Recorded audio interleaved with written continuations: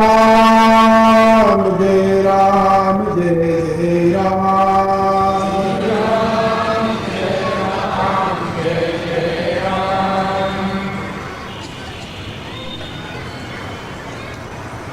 परावर रूप में उपस्थित मेरी प्रियात्मा करुणानिधान भगवान श्री राम की करुणा आप सभी के लिए सदैव कल्याणकारी हो, यह मेरी आंतरिक शुभकामना।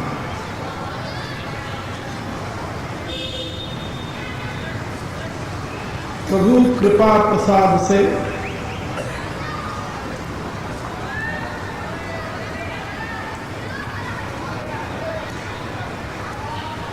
आप सभी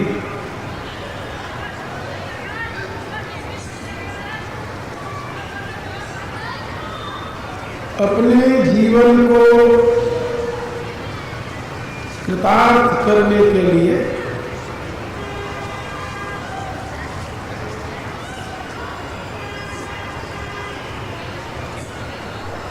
भगवान तथा उनके परम प्रिय पार्षदों के पावन चरित्र को श्रवण करने की जिज्ञासा लेकर यहाँ उपस्थित हुए।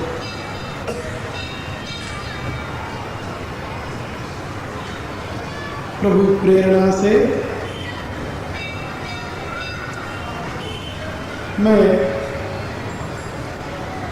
सायंकालीन सत्र में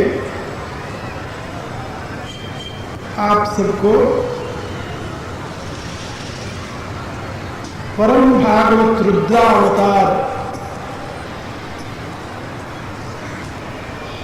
शक्ति भक्ति ज्ञान और ऐश्वर्य के महानिधि भगवान मारुति का पावन चरित्र सुनाया।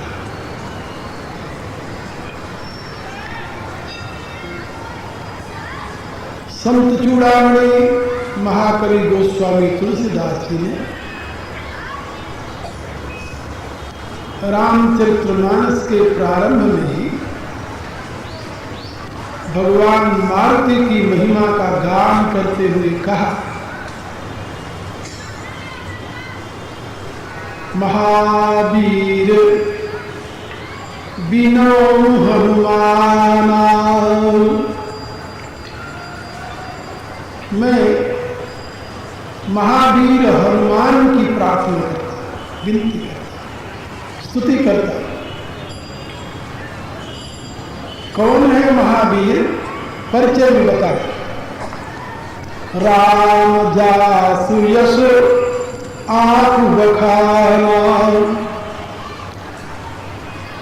जिसकी कीर्ति को भगवान पूर्ण ब्रह्म परमात्मा श्री राम ने स्वयं श्रीमुख से बखान किया।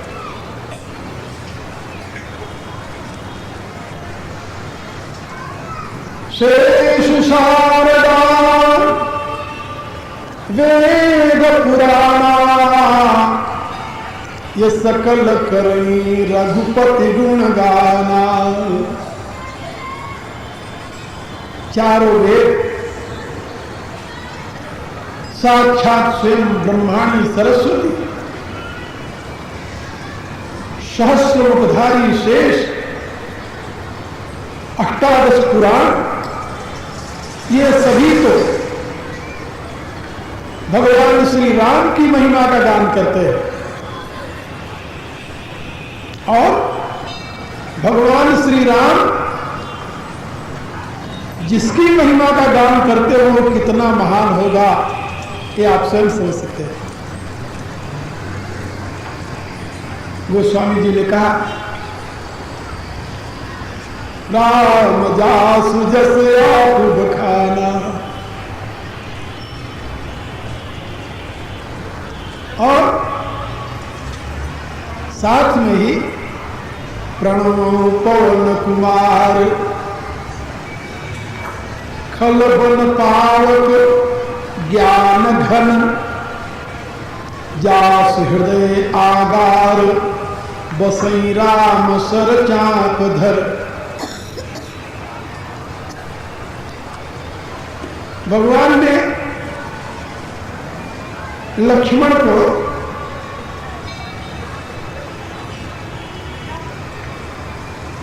तत्व ज्ञान और भक्ति का उपदेश देते हुए अंत में कहा कि कर्म वचन मन मोर गति, जे भजन करई निष्काम, तिनके हृदय कमल महा, करऊं सदा विश्राम। जिनको मन से, वचन से, कर्म से मेरी ही गति है, जिनके हृदय में किसी प्रकार की किंचित कामना नहीं है, और जो सदैव मेरी सेवा और सुमिरन में निरत रहते हैं। भजन के दो अर्थ होते हैं, भज सेवा और स्मरण। जिनके जीवन का केवल प्रयोजन ही दो है, सुमिरन और सेवा, ऐसे जो मेरे भक्त हैं, भगवान कहते हैं उनके हृदय में मैं सदैव विश्राम किया करता हूं। विश्राम, क्योंकि दुनिया के लोग तो भगवान हमें ये दे दो, ये दे दो, ये दे दो, भगवान को विश्राम कहां लेने देते हैं। तो भगवान को जब विश्राम लेने की आवश्यकता होती है तो ऐसे भक्त के हृदय में ही जाकर विश्राम लेते हैं। और जिस समय भगवान विश्राम लेते हैं, करते हैं, उस समय फिर उनको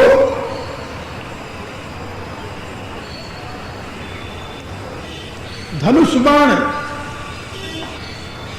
धारण करने की आवश्यकता नहीं होती।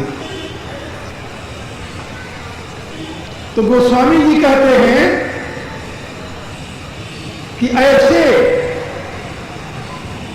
परम पावन पवित्र हृदय वाले भक्त तो भगवान मारुति है। इसलिए भगवान मारुति के हृदय में भगवान राम विश्राम करते हैं। कहा विश्राम कैसे करते हैं? तो बताया, जास हृदय आगार, जिसका हृदय बहुत विशाल है, आगार है, बहुत विशाल है, और उस हृदय में बसई राम, उसमें राम निवास करते हैं। कैसे निवास करते हैं जानते हो? सर चाप धर, धनुष और बाण को रख करके, धारण करके नहीं। तो धारण करेंगे तो विश्राम कैसे होगा?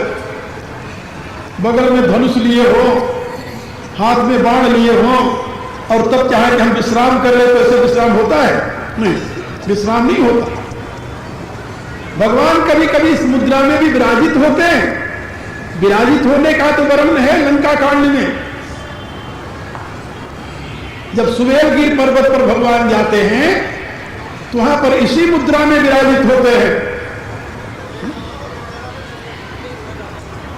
तुलसीदास जी वहां की झांकी व्यक्त करते हुए बताते हैं कि सुवेलगिर पर्वत पर भगवान जब पहुंचे तो लक्ष्मण जी ने पत्तों की सुंदर सी विश्राम के लिए स्थान बनाया। सैया एक प्रकार से समझ लो। और भगवान वहां विश्राम करने के लिए लेट गए। किस मुद्रा में लेट गए? कहा कपि प्रभु कृत शीश, कपि समुछंगा, बाम दहीन दिशि चाप निखंगा। लेकिन पूर्ण विश्राम नहीं है। दो कर कमल सुधारत बाना, बाण को नहीं रखा है, वो हाथ में लेकर उसको संवार रहे हैं।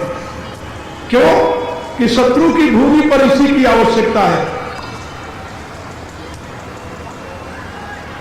लेकिन यहां जब हनुमान जी के हृदय में भगवान विराजते हैं तब तुलसीदास जी ने कहा, जा सुहृदय आगार बसई राम सरचाप धर। धनुष और बाण रख देते हैं कि उसकी जरूरत नहीं पड़ती। भगवान को कोई पुकारता है तो हनुमान जी का व्रत है कि जो मेरे प्रभु को पुकारने के लिए केवल मन में संकल्प करेगा कि मैं अब प्रभु को पुकारूं, जिसकी आर्त पुकार सुनकर प्रभु को स्वयं वहां पर जाना पड़ता है। हनुमान जी ने कहा कि उससे पहले, उसके हृदय में संकल्प आने से पहले उसकी मैं आरती से दूर कर देता हूं, जिससे मेरे प्रभु को किंचित भी श्रम करना न पड़े। इसलिए भगवान राम धनुष बाण रख करके भगवान मारुति के हृदय में पूर्ण विश्राम करते हैं।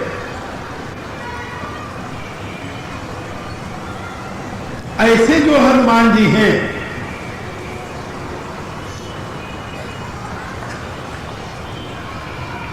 आप लोग जानते होंगे, वे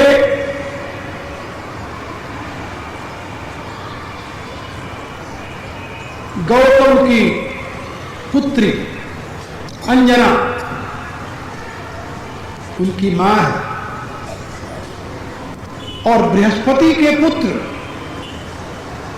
देवताओं के गुरु बृहस्पति के पुत्र केसरी उनके पिता हैं। और वे स्वयं अंजना की तपस्या से द्रवित होकर रुद्रदेव भगवान शिव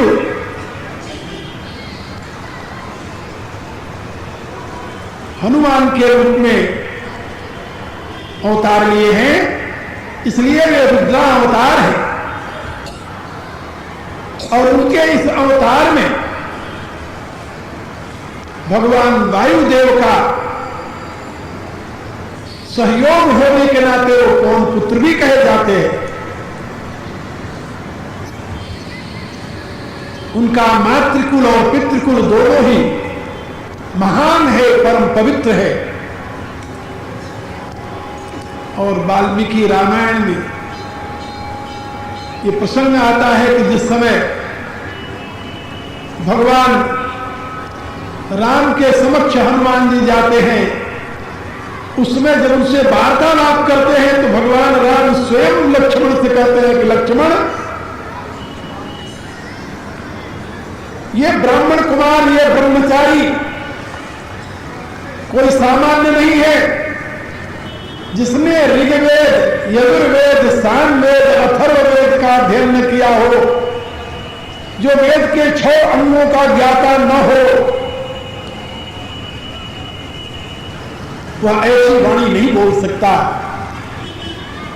ऐसी भाषा का प्रयोग नहीं कर सकता। कहने का अभिप्राय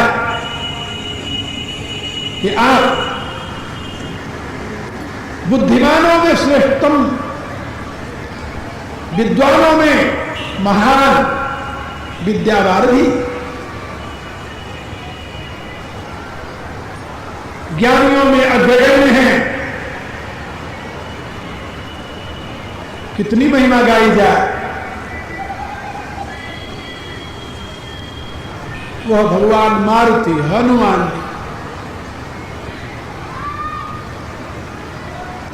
हमारे समक्ष राम कथा के प्रसंग में सर्वप्रथम किष्किंधा कांड में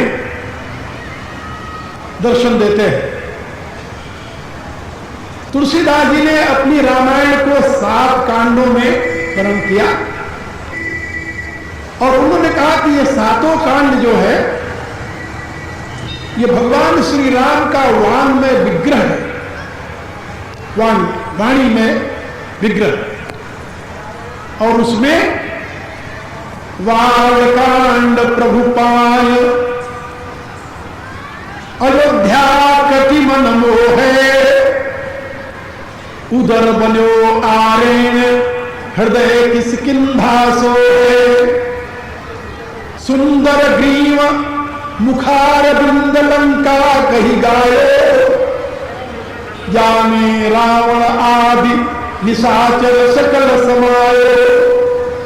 उत्तर मस्तक जान इन यही विधि तुलसीदास भन। आदि अंत लो देखे श्रीमन मानस राम तल। ये रामचरितमानस जो है ये भगवान श्री राम की वामबाई मूर्ति है और उसमें बालकांड प्रभु का चरण है, अयोध्या कांड प्रभु का कटी प्रदेश है, आरण्य कांड प्रभु का उदर है और किष्किंधा कांड प्रभु का हृदय, प्रभु का हृदय। सुंदर कांड उनका सुंदर ग्रीव है, लंका कांड मुख है, उत्तर कांड मस्तक है। जैसे मस्तक में संपूर्ण प्रश्नों का उत्तर निहित होता है, ऐसे मानव जीवन से संबंधित समस्त प्रश्नों का उत्तर उस उत्तर कांड में निहित है। किष्किंधा कांड को हृदय क्यों बताया? इसलिए कि किष्किंधा कांड में ही भगवान मारुति का साक्षात्कार होता है और भगवान के हृदय में यदि किसी का निवास है,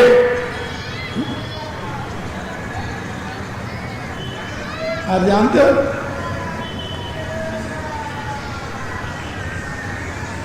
भगवान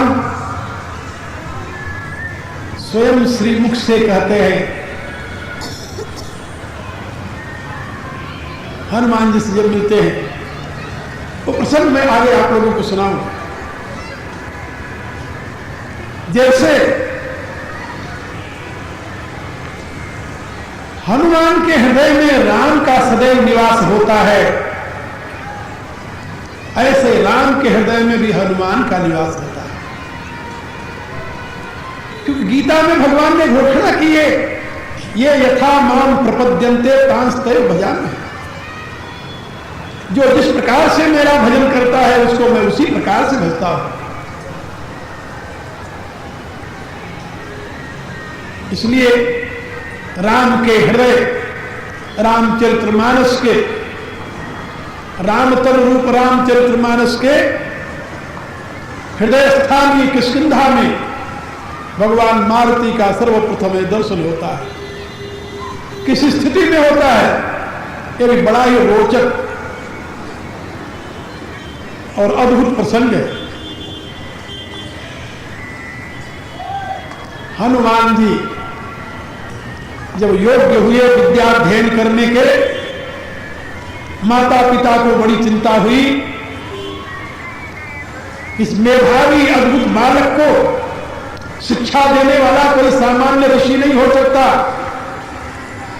कोई महान विद्वान ही इसका गुरु बन सकता है। और ज्ञान विज्ञान के कोश भगवान भास्कर हनुमान जी से कहा कि वस्तु में विद्या अध्ययन करना है। पूछा मुझे विद्या कौन पढ़ाएगा? कहा ज्ञान विज्ञान के कोश तो भगवान भास्कर हैं, लेकिन बाल्यकाल में अपनी चपलता से तूने उनका अपमान किया है। पता नहीं वो तुम्हें विद्या दान देंगे व नहीं देंगे। हनुमान जी ने कहा कि आप दोनों आशीर्वाद दें मुझे,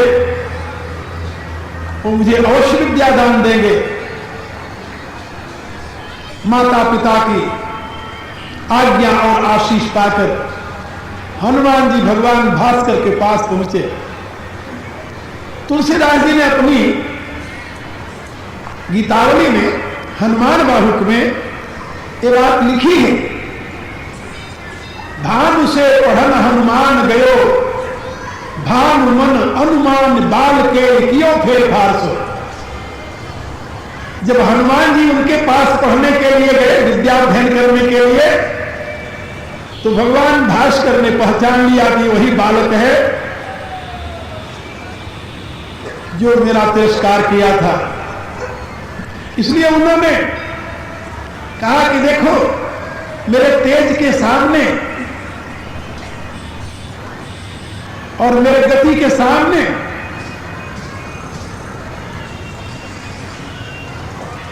किसी का अधिकार तक रुकना असंभव है, और जब असंभव है तो तुम मेरे से विद्या अध्ययन कैसे करोगे? दूसरी बात यह है कि विद्यार्थी का मुख गुरु के मुख की तरफ होना चाहिए, पीछे बैठकर विद्या अध्ययन नहीं की जा सकती। और मेरे सामने हमेशा रहना तुम्हारे लिए भी कठिन होगा। हनुमान जी ने कहा कि नहीं, आप मुझे स्वीकृति दीजिए कि मुझे अपना शिष्य स्वीकार करते हो, हमें कोई कठिनाई नहीं होगी। तो तुलसीदास जी लिखते हैं अपने हनुमान बाहुक में कि भानु सो पढ़ना हनुमान गयो भानुमन, हनुमान बाल के लिखियो फेर फारसो, और पाछले पगनी। कहा कि मेरी गति जब आगे बढ़ेगी तो शिष्य को हमारे आगे होना चाहिए। हनुमान जी ने कहा कि और ऐसा ही होगा। तो पाछले पगनी मग गगन मगन अति, कवि को न सुनो केवल बालक बिहार से। हनुमान जी उनके सामने जैसे बच्चे पीछे की तरफ चलते हैं, ऐसे पीछे की तरफ चलते हुए और उनसे सारी विद्या ग्रहण कर ली। उनको इसमें कोई परिश्रम नहीं हुआ, उनके लिए तो मानो एक बाल लीला थी। गुरु से जब विद्या प्राप्त कर ली, प्रार्थना किया गुरुदेव। भास्कर ने कहा कि तुम दक्षिणा क्या दोगे? कहा जो आप कहिए। वो जानते थे कि ये सामर्थ्यवान बालक है, उन्हें अनुभव हो गया था कि ये साक्षात रुद्रावतार है। इसलिए दक्षिणा में उन्होंने क्या मांगा जानते हो? कहा मेरा पुत्र जो सुग्रीव है वह बाली के भय से भयभीत होकर ऋष्यमुख पर्वत पर निवास करता है, उसकी हमें बड़ी चिंता रहती है। तो तुम महान बलशाली हो, महान बुद्धिमान हो, यदि तुम मुझे दक्षिणा देना चाहते हो तो दक्षिणा में मेरे पुत्र की जाकर रक्षा करो। हनुमान जी ने कहा है। तो गुरु आज्ञा से ऋषिमुख पर्वत पर आकर के सुग्रीव की रक्षा में रहने लगे, और सुग्रीव ने उनको उनकी विद्वता देखकर, योग्यता देखकर, उनके कुल का परिचय प्राप्त करके, गुरु का परिचय प्राप्त करके आदर के साथ अपने मंत्री के रूप में प्रतिष्ठित किया। अब ये ऋष्यमुख पर्वत पर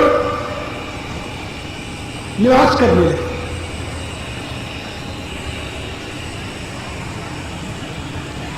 इतने बलवान थे भगवान मारुति, तो बाली को सुग्रीव के मार्ग से हटाकर सुग्रीव को राज सिंहासन पर क्यों नहीं बैठा दिया? ये तो बात सही है, लेकिन वे कितने बलवान थे उनको अपने बल का ही पता नहीं था। बच्चेपन में कौतूहलवश ऋषि आश्रमों में उधम मचाया करते थे। ऋषियों ने उनको श्राप दे दिया कि तुम अपने इस बल को भूल जाओ।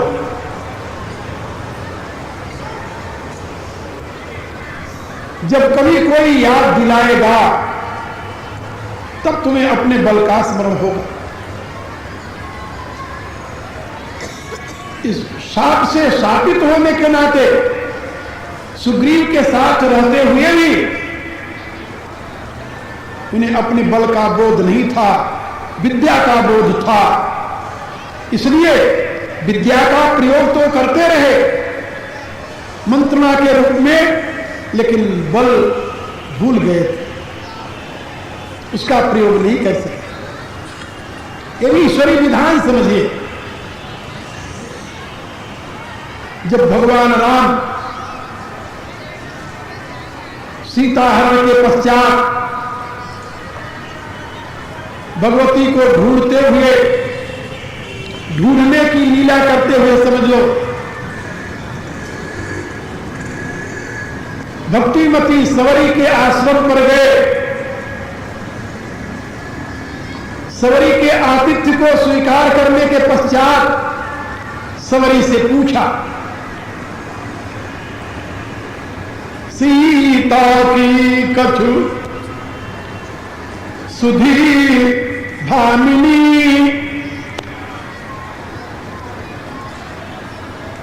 जानसी कहूं करिवर गामिनी। करिवर गामिनी सीता की सुधी, यदि तुम जानती हो तो उसके विषय मुझे कुछ बताओ। हे भामिनी, यहां करिवर गामिनी सवरी के लिए नहीं है, सीता के लिए। भामिनी सवरी के लिए। सवरी ने कहा, पंपा सवही जाऊ रघुराई, तो हम वही हैं सुग्रीव मिताई।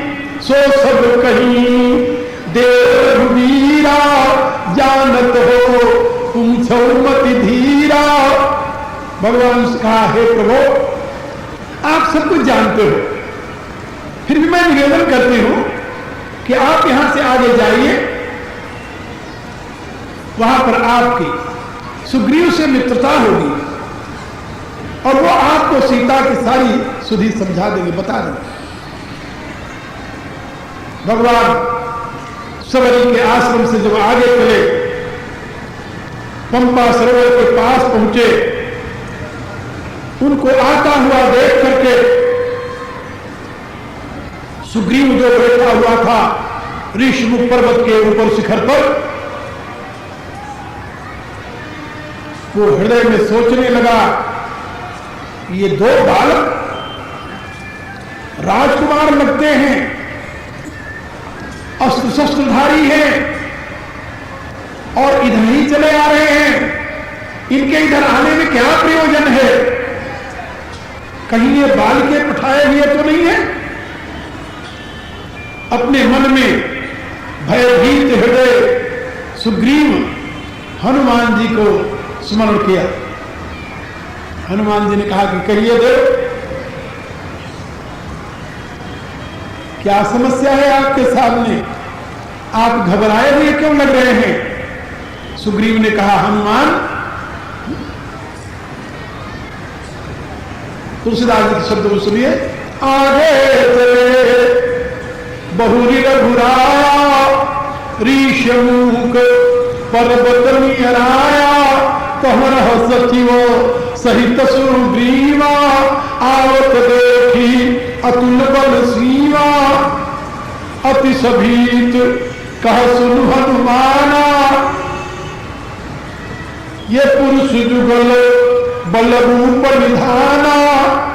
हनुमान जी से भयभीत हृदय से कहा कि हनुमान,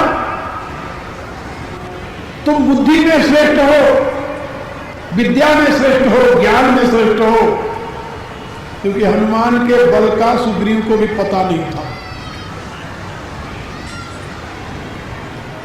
क्योंकि सुग्रीव ने हनुमान की कोई वीरता अपने सामने तो देखी नहीं। इसलिए वो कहता है कि आप बलवान हो, आप बुद्धिमान हो, और बुद्धिमान होने के नाते आप ये पता लगा सकते हो, ये जो दोनों राजकुमार आ रहे हैं ये सामान्य नहीं है, ये तो कोई महाबलशाली तेजवान पुरुष दिखाई देते हैं। पुरुष जुगल बल रूप निधाना, ये बल और रूप दोनों के निधान है, समुद्र है, ऐसा दिख पड़ रहा है। इसलिए तुम इनके पास जाओ, लेकिन ऐसे नहीं जाना। क्या तो फिर धरि बट रूप देखते जाई, तुम बटु का रूप, ब्रह्मचारी का रूप बनाओ। ब्रह्मचारी का रूप क्यों बनावे? इसलिए शास्त्र का एक विधान है, वो विधान ये है कि हर एक व्यक्ति को रास्ते चलते दूसरे को प्रश्न करने का अधिकार नहीं है। तुम कौन हो, कहां जा रहे हो, क्यों जा रहे हो, ये पूछने का अधिकार नहीं शास्त्र की दृष्टि से। शास्त्र की मर्यादा का उल्लंघन है। लेकिन यदि कोई ब्रह्मचारी है, विद्यार्थी है, उसको अधिकार है, वो किसी से भी कोई भी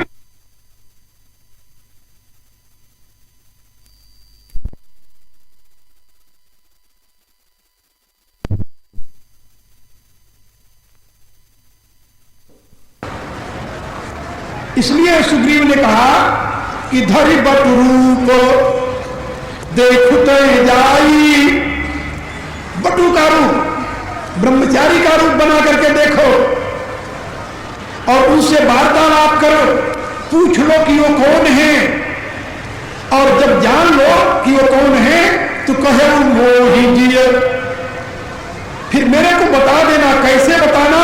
कहा से न बुझाई, संकेत से बताना। आवाज देकर बताओगे तो गड़बड़ हो जाएगी। यदि सही में शत्रु होंगे तो हमारा पीछा करेंगे, लेकिन यदि तुम संकेत से बताओगे, संकेत से, संकेत की भाषा है अपनी।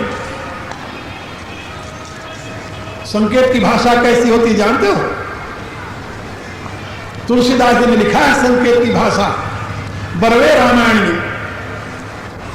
जिस समय सुपुर्णखा बार बार पहले राम के पास फिर लक्ष्मण के पास आती जाती रही, तुम मुझसे विवाह कर लो। राम कहते थे नहीं, मेरी सीता मेरे साथ है। लक्ष्मण के पास जाती, तुम मुझसे विवाह कर लो। वो कहते थे नहीं देवी, मैं तो उनका दास हूं, यदि तू मेरी पत्नी बनेगी तो दासी बनना पड़ेगा, लेकिन तुम तो राजरानी होने योग्य हो, सुंदरी हो, इसलिए मैं तुमसे कैसे विवाह कर सकता हूं। तो जब अनेक बार इधर उधर घूमी तो उसको क्रोध आ गया। उसने कहा कि ये जो सीता है राम के बगल में, यदि इसका मैं भक्षण कर लूं तब राम मुझे अपनी पत्नी के रूप में वर्ण कर सकेगा, अन्यथा नहीं। और इस दृष्टि से जब वो सीता की तरफ दौड़ी तो तुलसीदास जी ने लिखा कि भगवान ने लक्ष्मण को इशारा किया। कैसे इशारा किया? 4 अंगुलियां पहले दिखाया, फिर इसको ऊपर उठाया, फिर ऐसे ऐसे कर दिया उसको।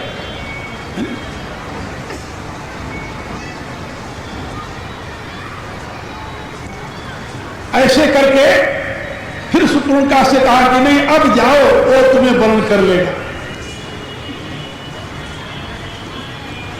इसका अर्थ क्या हुआ? कहा 4 वेद हैं और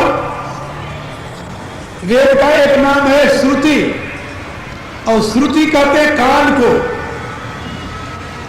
आकाश का एक नाम है नाक, नाक ये नाक है और आकाश को भी नाक कहते हैं। और प्रभु ने वेद नाम श्रुति अंगुली में खंडी आकाश, वेद का नाम श्रुति है, इसलिए 4 अंगुलियां दिखाई और कान की तरफ इशारा किया और खंडी आकाश, आकाश में ऐसे खंडन करके बताया। इसका इशारा था नाक। तो सुपुणखा प्रभु पठई लक्ष्मण पास, तो सुपुणखा को लक्ष्मण के पास भेज दिया। और जाते ही लक्ष्मण जी ने क्या किया? लक्ष्मण अति लाघव नाक कान बिमुकी ताके कर रावण का मन चुनौती दी। इसको कहते हैं संकेत भाषा। बोलकर नहीं, कि हमारे पश्चिम के जो भाषा विज्ञान के पंडित हैं वो कहते हैं पहले मनुष्य के पास भाषा नहीं थी, वो इशारे से काम करता था। बाद वो ची चा बोलने लगा, धीरे धीरे भाषा का विकास हुआ। एक भाषा वैज्ञानिक से मैंने पूछा, हम कहा कि तुम्हारी ये जो धारणा है ये तो बिल्कुल गलत है। कहा गलत कैसे? हम कहा संकेत के लिए तो भाषा पहले होनी चाहिए, बिना भाषा के संकेत समझेगा कौन? संकेत समझी नहीं जा सकती। संकेत की भाषा तो बहुत विकसित भाषा का स्वरूप है। जैसे मैंने अभी बताया आपको, वेद नाम श्रुति अंगुलिन खंडी आकाश। जब यह समझ में आएगी कि वेद चार हैं, इसलिए चार अंगुली भगवान ने दिखाया। और वेद का नाम श्रुति भी है, श्रुति माने कान होता है। और ये नाक का, नाक को नाक कहते हैं और आकाश को भी नाक कहते हैं। जिसको इतना पता होगा कि आकाश में ऐसे अंगुली घुमाने का अर्थ होता है कि नाक काटो, वही तो काटेगा। और ये बिना भाषा कैसे बोध हो सकता है भले आदमी? इसलिए तुम्हारी ये मान्यता गलत है कि संकेत भाषा पहले थी और ये बोलने की भाषा बाद में बनी। हमारे यहाँ तो शास्त्रों ने सिद्ध किया है कि संकेत भाषा बाद में बनी है। ये तो पूर्ण विकसित मानव के मस्तिष्क की देन है। और ये भाषा जो है वो तो देख रहे हो, पशुओं में भी है, पक्षियों में भी है। जैसे अमेरिका का कुत्ता जिस भाषा में बोलता है, भारत का कुत्ता भी उसी भाषा में बोलता है। भाषा कुत्तों की एक होती है, उसमें कोई अंतर नहीं है। जब भगवान ने पशुओं को भाषा दी, पक्षियों को भाषा दी, भला सोचो तो मनुष्य को भाषा नहीं देगा वो? क्यों नहीं देगा? और मनुष्य कभी चींचा बोलता है? चींचा नहीं बोलता। सबसे पहले उसके मुंह से मां निकलता है, मां। और फिर आगे आगे उसके मुंह में ऐसी क्षमता है कि जीवा को किसी स्थान विशेष पर टच करके, छू करके एक नए अक्षर का निर्माण कर लेता है। वो क बोलता है, ख बोलता है, ग बोलता है, वो च बोलता है, वो त बोलता है, वो प बोलता है, वही बोल सकता है, सब नहीं बोल सकते। ये मनुष्य में ही क्षमता है। पशु अपने मुंह को तालू में लगा करके, मूर्धा में लगा करके ट नहीं बोल सकता, तालू में लगाकर च नहीं बोल सकता, क्योंकि पशु की जिह्वा इतनी कोमल नहीं है जितनी मनुष्य की जिह्वा है। इसलिए भाषा वैज्ञानिकों की यह मान्यता जो भाषा विकासवाद की है सर्वथा असंगत है, इलॉजिकल है। और भारतीय ऋषियों ने जो बात कही है बिल्कुल युक्ति युक्त है, तर्क संगत है। और क्या कहा भारतीय ऋषियों ने? भारतीय ऋषियों ने कहा कि मानव की अपनी भाषा है। जब मानव पृथ्वी पर अवतरित हुआ तो परमात्मा ने उसे ज्ञान से भर दिया। यो ब्रह्मांड विदधाति पूर्वम यो वै वेदांश्च प्रहिणोति तस्मै तमहादेवम आत्मबुद्धि प्रकाशम मुमुक्षुर्वै सर्वमहं प्रपद्ये। एक और मंत्र में बताया गया, ऋषि प्रसूतम कपिलम यस्तमग्रे ज्ञानम विभर्ति जायमानम तपस्ये। मेरे कहने का अभिप्राय कि परमात्मा प्रदत्त ज्ञान विज्ञान का कोष वेद ऋषि के मस्तिष्क में अवतरित हुआ और वेद की जो अपनी भाषा थी वही मनुष्य की भाषा बनी। और वेद की भाषा देव भाषा है, संस्कृत भाषा है, इसलिए वह संस्कृत भाषा ही आदि भाषा है। लैटिन में, ग्रीक में, हिब्रू में और पर्शियन में आप संस्कृत के दर्शन कर सकते हैं। जैसे जैसे मानव मस्तिष्क विकृत होता गया सृष्टि के क्रम में पहले सतयुग आता है, फिर त्रेता है, फिर द्वापर है, फिर कलयुग आता है। तो ज्ञान विज्ञान की दृष्टि से विकास नहीं हुआ मानव का, ज्ञान विज्ञान की दृष्टि से ह्रास हुआ है मानव का। जो सतयुग में लिखे हुए या अनुभव किए हुए वेद के मंत्र हैं, आज कलयुग में उनका अर्थ करना मुश्किल हो रहा है। इसलिए भाषा वैज्ञानिकों की यह मान्यता सर्वथा असंगत है और वैदिक विज्ञान की मान्यता परम सत्य है। संकेत भाषा तो राजनीति की भाषा है, गुप्तचरों की भाषा है, वो तो बहुत ही उन्नत मस्तिष्क की देन है और भारत में उसका बहुत विकास हुआ था। और ये भाषा संस्कृत के विद्वान जानते थे। भगवान भास्कर का पुत्र सुग्रीव, और भला आप सोचिए देवगुरु बृहस्पति का पौत्र हनुमान, इनसे महान विद्वान होने की और क्या कल्पना कर सकते हैं आप? ये जानते हैं। इसलिए सुग्रीव ने कहा हनुमान तुम जाओ, धरि बट रूप देखते जाई, कहे सिमोहि जिय सैन बुझाई। जान लेना और संकेत करके मुझे बता देना। हनुमान जी ने पूछा कि संकेत पहले निश्चय कर लें कि मेरे किस संकेत को आप समझेंगे। सुग्रीव ने कहा पठवा बाली तो होरी मन मेरा, भागऊ तुरत तजऊ यह सेरा। कहा यदि बाली के पठाए हूं तुम्हें पता चल जाए तो तुम अपना शरीर को नीचे कर लेना। मन मैला माने आप लोग जानते हो, जब आपके मन में कोई ग्लानि होती तो क्या करते हैं आप? सर नीचे कर लेते हैं। और यदि बाली के पठाए न हो तो गर्जना करना, प्रसन्नता से व्यक्त करना, अपना सर ऊंचा उठाना। जब तुम्हारे सर ऊंचे उठेंगे तो हम जान जाएंगे ये हमारे दोस्त हैं। और जब तुम्हारा मन मैला हो जाए, सर नीचे हो जाए, मुंह को उदासीन बना लेना, मैं दूर से देखता रहूंगा, तो जान जाऊंगा कि ये बाली के पठाए हुए मेरे शत्रु पक्ष के हैं। तो पठवा बाली होई मन मेला, तो भागऊ तुरत तजऊ यह सेरा।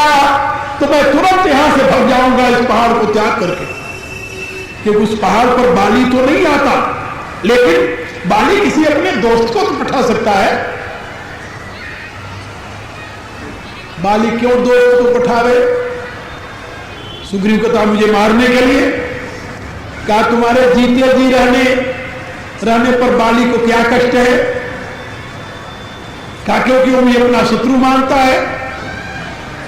बात ऐसी नहीं है। लेकिन भयभीत आदमी जो होता है वो हर एक को शंका की दृष्टि से देखता है।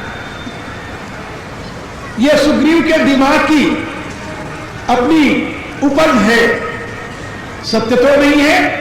बाली ने कभी कोई ऐसा प्रमाण नहीं मिलता कि बाली ने कभी कोई किसी को भेजा हो सुग्रीव को मारने के लिए। वो महान बलवान है, धीर वीर गंभीर है। सुग्रीव के आचरण से क्षुब्ध होकर के उसने उसे दंड देकर के बाहर निकाल दिया, इसमें कोई संदेह नहीं। फिर भी सुग्रीव भयभीत है। भयभीत होने के नाते हनुमान जी से कह रहा है धरि बट रूप देखते जाई, कहे सिमोहि जिय सैन बुझाई। संकेत करके मुझे बता देना पठवा बाली हो मन मेला। कुछ लोग ऐसा भी अर्थ करते हैं कि मन मेला बाली के भेजे हुए यदि हो, यानी दूषित मन वाले, मेले मन वाले बाली के यदि भेजे हुए होंगे तो मैं ये छोड़कर चला जाऊंगा। तो कैसे छोड़कर चला जाएगा बिना समझे? किस संकेत से बताएगा वो? इसलिए वहां पर यही अर्थ ठीक है कि पठवा बाली होई मन मेला। जब बाली के पठाए हुए हो ऐसा तुम जान जाओ तो मन को मलिन कर लेना, अपने मुख की आकृति बदल लेना, दुख में आकृति बना लेना, चिंता में आकृति बना लेना, अफसोस में आकृति बना लेना, तो मैं जान जाऊंगा कि ये वाली के भेजे हुए मैं यहां से भग जाऊंगा। बहुत अच्छी बात। हनुमान जी तुरंत भगवान राम के पास चले गए। कैसे भाई? कहा विप्ररूप धरे कपितः गयरू, ब्राह्मण का रूप बनाकर। कभी सुग्रीव ने कहा था कि ब्रह्मचारी का रूप बनाकर जाना, और हनुमान जी ने ब्राह्मण का रूप बनाया। क्यों? ब्रह्मचारी का रूप क्यों नहीं बनाया? कहा नहीं, ब्रह्मचारी का ही रूप बनाया, लेकिन ब्रह्मचारी में तो हमारे यहां शास्त्र में क्षत्रिय ब्रह्मचारी, वैश्य ब्रह्मचारी, और कहीं कहीं तो शूद्र ब्रह्मचारी और ब्राह्मण ब्रह्मचारी, चारों प्रकार के ब्रह्मचारियों का वर्णन है। तो बटु का वेश बनावे तो किस ब्रह्मचारी का बनावे? ब्राह्मण बटु हो, क्षत्रिय बटु हो, वैश्य बटु हो, शूद्र बटु हो, किस प्रकार के बटु का वेश बनाएंगे? कहा भाई जिसकी जैसी मति होती है वह वैसा ही रूप परिवर्तित करता है। रामायण में एक प्रसंग है इंद्रपुत्र जयंत का। जब उसकी बुद्धि कुत्सित होती है, भ्रष्ट होती है, तो राम की परीक्षा लेने के लिए वो जानते हो कौन सा रूप धारण करता है? कौए का रूप धारण करता है। मनुष्य की मति जब भ्रष्ट होती है, दूषित है, तो वह जब अपने रूप का परिवर्तन करता है तब वो किसी तुच्छ प्राणी का वेश बनाता है। लेकिन जहां पर मति सजग है और सद्गुणों से युक्त है, वह जब अपने रूप को बदलेगा भी तो किसी श्रेष्ठ रूप में अपने आप को परिणत करेगा। रामायण में और कथा आती है, जब भुषुंडी के आश्रम में भगवान शंकर जाते हैं और वहां पर देखते हैं कि जहां भुषुंडी जी कथा कहते हैं वहां पर बहुत से पक्षी इकट्ठा होते हैं सुनने के लिए। हाँ, बहुत से पक्षी इकट्ठा होते हैं। ये लोग पक्षी की भाषा में कथा कहते हैं। और पक्षी किस रूप में इकट्ठा होते हैं? कौन से पक्षी इकट्ठा होते हैं? एक बार एक सज्जन कहने लगे कि आजकल कहीं कथा होती है तो बूढ़े लोग सुनने आते हैं, जवान लड़के सुनने नहीं आते। हमने कहा भाई कोई नई घटना नहीं है, रामायण पढ़िए। तुलसीदास जी लिखते हैं कि भुषुंडी जी जहां पर नीलगिरि पर्वत पर जब कथा कहने बैठते हैं तो वहां पर एक भी जवान पक्षी कथा सुनने नहीं आता हूं। फिर कौन कथा सुनता जानते हो? तुलसीदास जी लिखते हैं वृद्ध वृद्धो विहंगत आए, सुनई राम के चरित सुहाए। बूढ़े बूढ़े पक्षी। कहा जब पक्षियों में भी कथा सुनने के लिए बूढ़े हो जाते हैं तो यदि मनुष्यों में बूढ़ों को कथा सुनने का चाव हो, उसमें आश्चर्य की बात क्या है? तो जब वहां पर भगवान शंकर ने देखा तो उन्होंने निश्चय किया कि मैं भी पक्षी का रूप धारण करके राम कथा सुनूं। तो भगवान शंकर ने कौन सा रूप धारण किया जानते हो? वो स्वयं कहते हैं तब कछुकाल मराल तन धरि कह कीन निवास। हे भगवती, तब मैं हंस का रूप बना करके कुछ दिनों तक उस वहां पर रहकर राम कथा सुना। भगवान शंकर किसका रूप बनाए? हंस का। लेकिन इंद्र का पुत्र जयंत जब राम की परीक्षा लेने की चाह हुई तो किसका रूप बनाया? कौए का, क्योंकि मति दूषित थी। इसलिए तुलसीदास लिखते हैं सूरपति सूत धरी बायस वेशा, उछठ चाहत रघुपति बल देखा। तो वेश बनाने में भी हेतु होता है उस व्यक्ति के बुद्धि का स्तर होता है, कैसी उसकी बुद्धि है। हनुमान जी ने वेश बनाया किसका? कहा विप्र रूप धरि कपितः देव, विप्र ब्रह्मचारी का। क्योंकि विप्र का वेश बनाना उनके लिए वेश बनाना नहीं था, कुल भूषण हो भूषण परावर को, निज जन दूषण को हरि ले क्षण में। तो आप ब्रह्म कुल भूषण हैं, आपका श्रेष्ठ ब्राह्मण कुल में जन्म हुआ है, इसलिए विप्र रूप धरि कपितः गएऊ, माथनाई पूछत यस भयऊ। भगवान राम के सामने गए और उन्होंने सबसे पहले नमस्कार किया। माथनाई पूछत यस भयऊ। फिर भगवान से प्रश्न किया, कहा ब्राह्मण होकर के और एक धनुषधारी क्षत्रिय के सामने सर क्यों झुकाया? कहा भाई, यदि किसी से प्रश्न करना हो तो सबसे पहले उसका अभिवादन तो करना चाहिए। बिना अभिवादन किए यदि प्रश्न करते हो तो प्रश्न उद्दंडतापूर्ण कहा जाएगा, और फिर जिससे प्रश्न करते हो वो स्वतंत्र है कि आपके प्रश्न का उत्तर दे व न दे। यास्काचार्य ने अपने निरुक्त में इसकी व्याख्या की है। हमारे यहां धर्म ग्रंथों में इसकी व्यवस्था है कि यदि कोई अशिष्टता से प्रश्न करता है तो उत्तर उसका देना उचित नहीं है, कभी उत्तर नहीं देना चाहिए। हाँ, जिज्ञासु होकर शिष्टता से कोई प्रश्न करे तो अवश्य उसका उत्तर देना चाहिए। तो हनुमान जी उत्तर चाहते हैं, इसलिए उन्होंने शिष्टता से भगवान को पहले जाकर नमस्कार किया और फिर पूछा। विप्र रूप धरि कपितः गएऊ, माथनाई पूछत अस भयऊ। कस पूछत भयऊ? पूछते क्या है?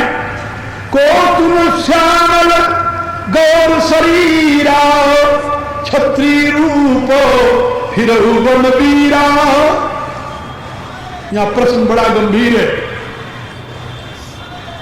प्रश्न एक नहीं, एक साथ कई प्रश्न आपको यहां पर मिलेंगे विवेचन में। पहला प्रश्न है, को तुम श्यामल गौर शरीरा, क्षत्रिय रूप फिरहु वन वीरा। दूसरा प्रश्न है, कठिन भूमि कोमल पदगामी, कवन हेतु विचरहु वन स्वामी। तीसरा प्रश्न है कि तुम तीन देव महकोऊ, नर नारायण की तुम देऊ। फिर आगे प्रश्न करते हैं, जब कारण तारण भवि भंजन धरणी भार, की तुम अखिल भुवन पति लीन मनुज अवतार। यहां प्रश्नों में तारतम्य देखिए। एक बात और मैं आप लोगों को बताता चलूं साथ साथ कि गोस्वामी जी केवल एक सांस्कृतिक महाकाव्य के रचयिता महाकवि ही नहीं है, एक महान दार्शनिक कवि, दार्शनिक कवि। और वो अपनी कृति में हर एक प्रसंग में दार्शनिकता को एक ऐसी मधुर भावना के साथ अभिव्यक्त करते हैं जिसको जान करके हृदय गदगद हो जाता है, मुग्ध हो जाता है। यहां पर हनुमान जी द्वारा किए गए प्रश्नों के पीछे एक महान दार्शनिक की दृष्टि है और महान तत्व विज्ञान का विश्लेषण है, सामान्य नहीं है। आप लोग तो रोज रामायण पढ़ते हो, पढ़ने वाले जो है, और इन चौपाइयों में केवल आपको यही दिखाई देता है कि हनुमान जी पूछ रहे तुम कौन हो, कहां से आए हो, लाल यानी श्यामल और गौर वर्ण के आदि। लेकिन नहीं, इसके पीछे एक महान दार्शनिक दृष्टि है और महान दार्शनिक दृष्टि के साथ ही यह प्रश्न है। सबसे पहला प्रश्न है, को तुम श्यामल गौर शरीरा, क्षत्रिय हो नहीं, क्षत्रिय रूप फिर बलवीरा। आप दोनों कौन हैं? श्यामल गौर शरीर वाले। देश से तो छत्री लगते हैं लेकिन छत्री है नहीं, छत्री बन करके विचरण कर रहे हैं।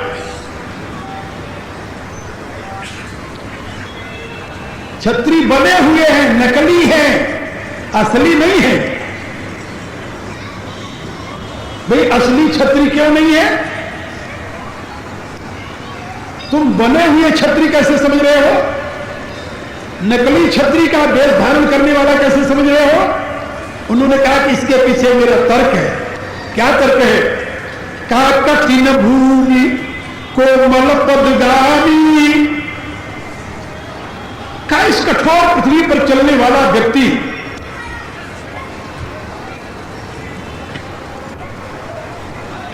आप लोग जानते हो जो नंगे पांव हमेशा पृथ्वी पर चलता हो उसके पांव कोमल नहीं होते।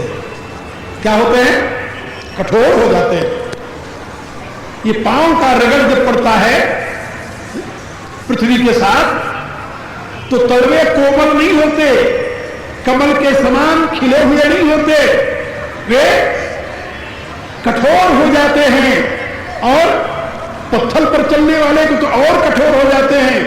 शरीर के अंग को जितना घसो, जहां पर घसोगे वहीं पर कठोरता आ जाएगी, कोमलता समाप्त हो जाएगी। लेकिन हनुमान जी देख रहे हैं कि ये धनुष बाण धारण किए हुए इस जंगल में नंगे पांव चल रहे हैं और नंगे पांव चलते हुए भी इनके चरण इतने कोमल हैं।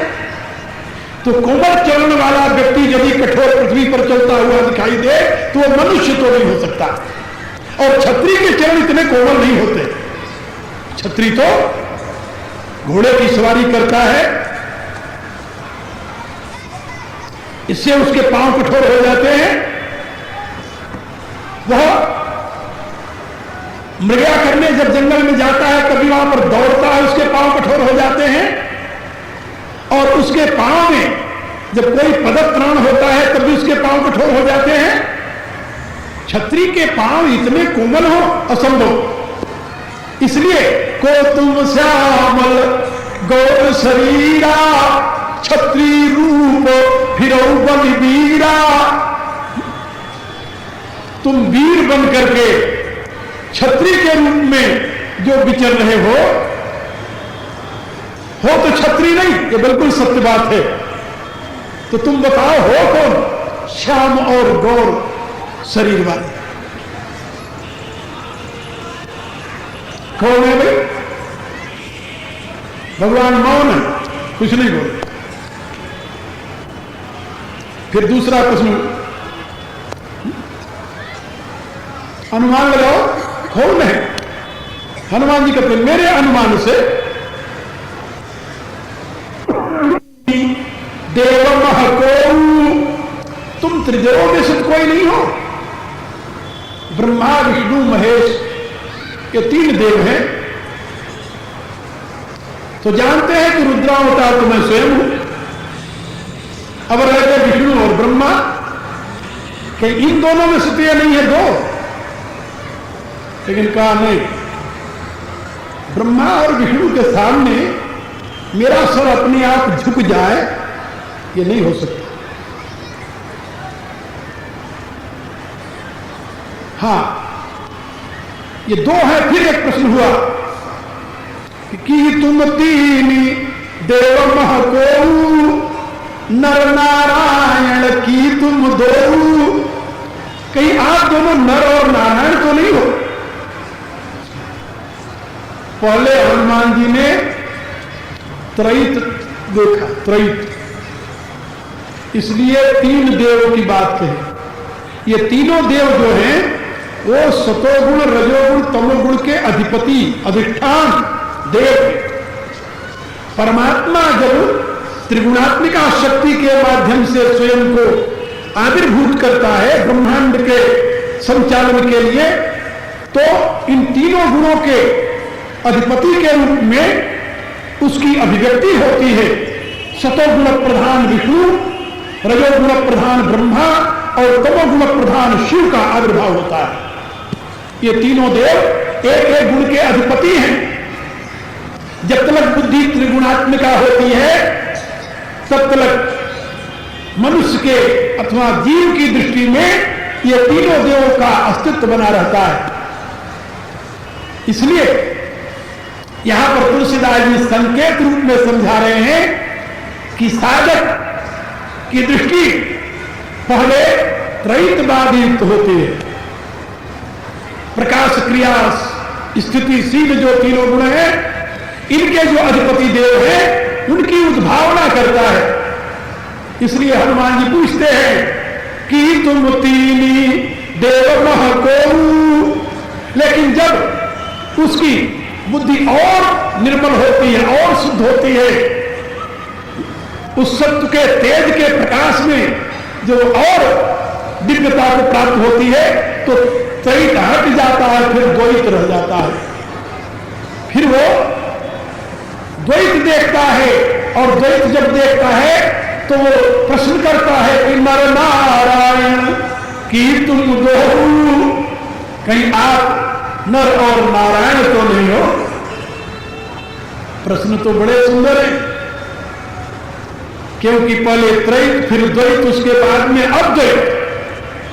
अब अद्वैत दृष्टि जब होती है तब तब वो प्रश्न करता है कि जग तारण भवई भंजन धरणी भार, की तुम अखिल भुवन पति लीन मनुज अवतार, सियावर रामचंद्र लाल की। अब हनुमान जी को प्रश्न करने दो और अपने प्रभु की मंगलमय मनोहर छवि निहारने दो, और आप लोग भी यही दृश्य अपने हृदय में धारण करके रात्रि में मधुर मधुर स्वप्न देखो, और कल सवेरे फिर मिलेंगे, फिर गीता का सत्संग सुनाएंगे, और रात्रि में फिर आप लोगों को बताएंगे कि हनुमान जी के इन तीनों प्रश्नों के पीछे कितना महान रहस्य छुपा हुआ है।